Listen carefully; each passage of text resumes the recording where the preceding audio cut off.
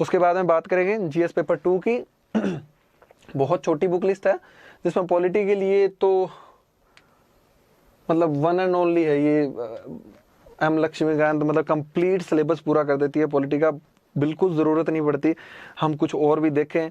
सिर्फ एक किताब, इसको बार बार पढ़ना है। बहुत लोग बोलेंगे कि ये डीडी बसु पढ़ लो, ये पढ़ लो, मतलब बहुत अच्छी किताबें हैं, लेकिन जब आपको एक बुक में सब चीज़ें कवर हो रही है तो मेरे हिसाब से लक्ष्मीकांत का कोई सानी नहीं है इसमें। तो लक्ष्मीकांत हमें पढ़नी है अच्छे से, बहुत अच्छी बुक है, सारी चीज़ें बहुत अच्छे से एक्सप्लेन्ड है और हिंदी में मतलब अच्छी हिंदी है। कुछ चैप्टर्स एक दो में थोड़ा सा समझने में दिक्कत आती है, जैसे सिटीजनशिप का जो चैप्टर है उसमें समझने में दिक्कत आती है, तो वो थोड़ा आप और कोई रिसोर्स से उसको थोड़ा करेक्शन कर लें। बाकी बहुत अच्छी किताब है। प्लस करंट अफेयर तो होते ही हैं, जो पॉलिटी तो सीधी सी बात है डायनेमिक सब्जेक्ट है, तो करंट अफेयर हमें करने पड़ते ही हैं। सोशल इश्यूज़ का है तो उसमें जो इंडियन सोसाइटी का हमने पार्ट किया था एनसीईआरटी से, वहाँ से करना है। प्लस करंट के जो भी इश्यूज़ हैं, उसके अलावा सोशल इश्यूज़ तैयार करने का सबसे अच्छा वे है कि जितने भी सेक्शंस हैं, जैसे वीमेन है या फिर दिव्यांग सेक्शन है, दलित सेक्शन है, एससीज हैं, एसटीज़ हैं, जितने भी सेक्शन हैं उन सब, बच्चे हैं या फिर जो जिसमें बोलते हैं कि किशोरों की समस्याएं होती है, तो जितने भी सेक्शंस हैं उसमें हमें तैयार करना होता है कि सबसे पहले तो व्हाट मतलब उसकी डेफिनेशन, फिर उसके टाइप्स मतलब उसके बारे में एक्सप्लेन, फिर उनकी क्या समस्याएं हैं, प्रॉब्लम्स, फिर उसके बाद में गवर्नमेंट मेजर्स, फिर लैक्यूनस,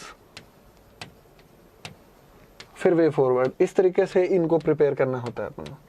तो ये आप इससे लेके और करंट से हम सारे सेक्शंस का अलग अलग हमें तैयार करना पड़ेगा। जब बात आती है आईआर की, तो आईआर तो मैंने किया था, तो इसके बेसिक्स थे वो मेरे कुछ सीनियर्स ने करवाए थे। जो बेसिक्स आईआर की अप्रोच होती है वो मेरे सीनियर्स ने कराए थे। उसके अलावा newspaper article, magazine, Rajya Sabha TV discussion, ये बहुत ज़रूरी है। हिंदू में काफ़ी अच्छे आर्टिकल्स आते हैं इससे रिलेटेड, तो ये बहुत अच्छी चीज़ है। तो इसके लिए कोई बुक तो मैं मतलब रेफ़र करूँगा नहीं और शायद पढ़नी भी नहीं चाहिए। इसकी अप्रोच पता होनी चाहिए। उसके बाद में करंट से उसको अपडेट करते रहना पड़ता है और एक बैलेंस ट्रेंड होना चाहिए।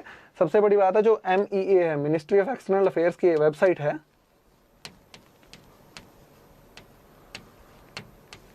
इसकी वेबसाइट पे जाके जो गवर्नमेंट ऑफ इंडिया का स्टैंड है, हर क्वेश्चन में आपको वही स्टैंड लेना है।